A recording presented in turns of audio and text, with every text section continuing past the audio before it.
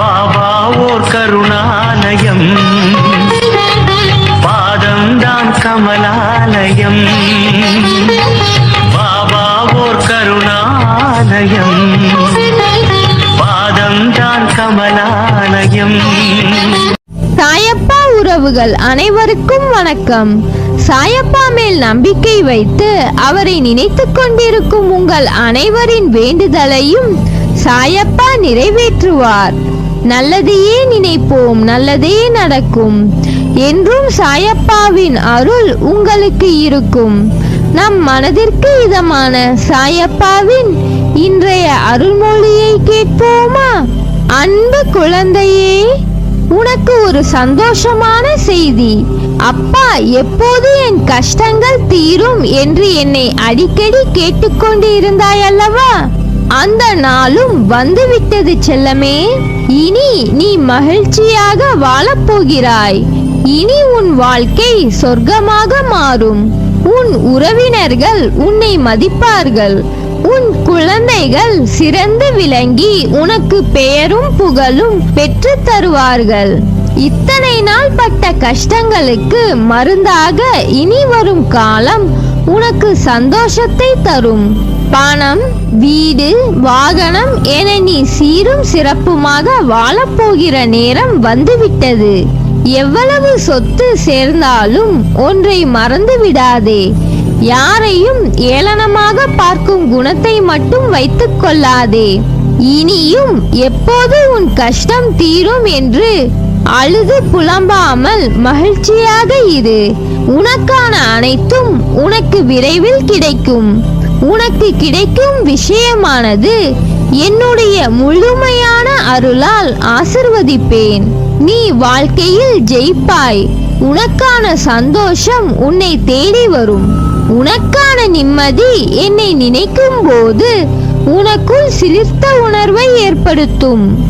அது நீ என் மேல் கொண்ட உண்மையான அன்பின் வெளிப்பாடு.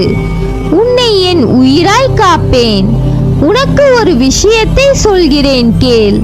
நான் உன்னுடன் எப்போதும் இருக்கிறேன்.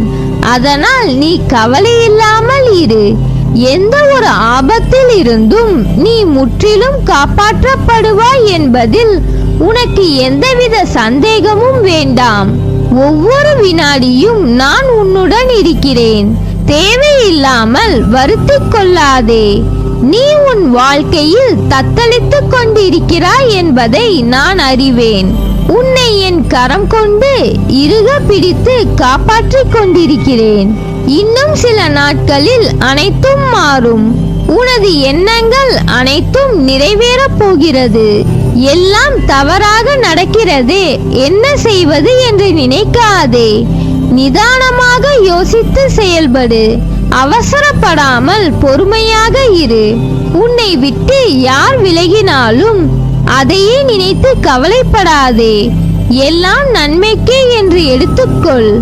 யார் உன்னை வெறுத்தார்களோ, யார் உன்னை உதாசீனப்படுத்தினார்களோ, யார் உன் நம்பிக்கையை கெடுத்தார்களோ அவர்கள் முன் நீ வளர்ச்சி அடைந்து உன் வாழ்வில் வெற்றி பெற போகிறாய்.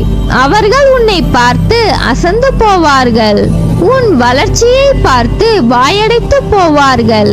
இப்படிப்பட்ட திறமை மிகுந்த உன்னையா உதாசீனப்படுத்தினோம் என்று வருந்துவார்கள். கவலைப்படாமல் இரு. நான் இருக்கிறேன். உனக்கு வரும் அனைத்தையும் நான் ஏற்பேன்.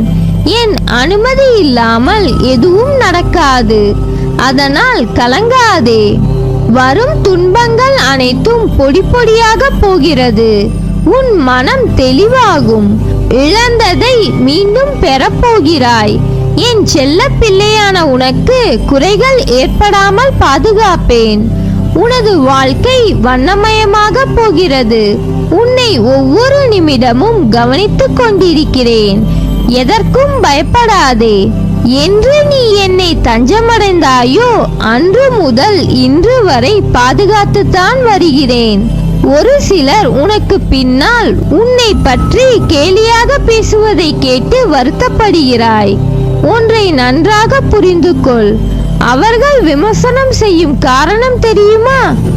உன் தரத்திற்கு வர முடியாத போது, உன்னிடம் இருப்பது போன்று அவர்களிடம் இல்லாத போது, உன்னை துன்புறுத்தி அது முடியாத போதுதான் அவர்கள் இப்படி செய்கிறார்கள். இன்னும் உன் வாழ்க்கையில் பல அற்புதங்கள் நடக்கப் போவதையும் பார்க்க போகிறாய். என் வார்த்தைகள் மீது நம்பிக்கை வை. நீ என் உயிரான குழந்தை. நீதான் எனக்கு உலகம்.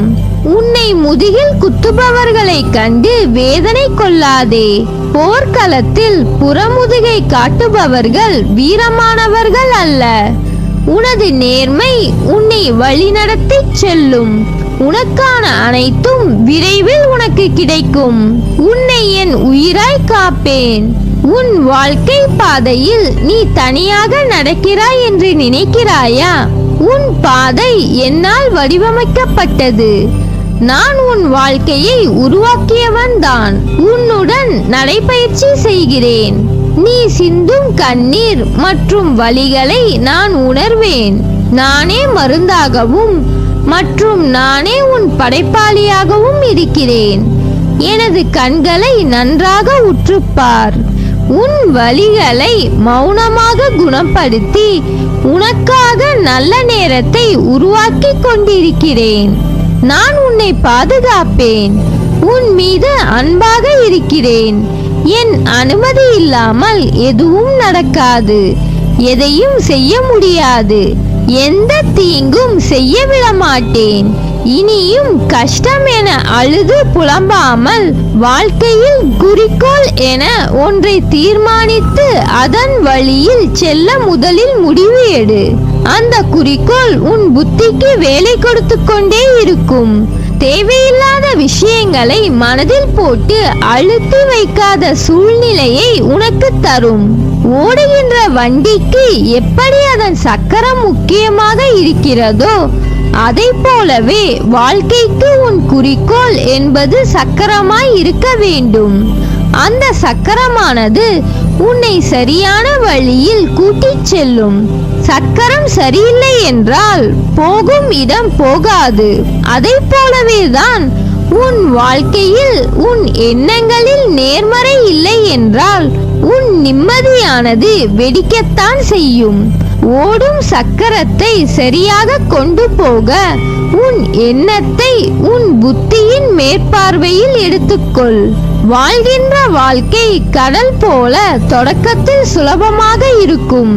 அதே கணக்கில் உள்ளே செல்வது என்பது முட்டாள்தனம். கடல் உள்ளே செல்ல செல்ல ஆழங்கள் நிறைந்திருக்கும். வாழ்க்கையும் அப்படித்தான். கடல் ஆரம்பம் எது, முடிவு எது என எல்லைகள் இல்லாதது. அதை போலவே தான் வாழ்க்கையும். இந்த தோல்வியில்தான் என் வாழ்க்கை ஆரம்பிக்கிறது என்று நினைத்தால் நாளைய வெற்றி என்ற பொக்கிஷத்தை கிரீடமாய் உன் தலையில் நீ சூடிக்கொள்ளலாம். உன் குணங்களில் இருந்து உன்னை சார்ந்த அனைத்திற்கும் இது பொருந்தும். இதுவே இந்த தோல்விதான் என் வாழ்க்கை என நீயே முடிவு செய்துவிட்டால் உன்னால் தாண்டி செல்ல முடியாது.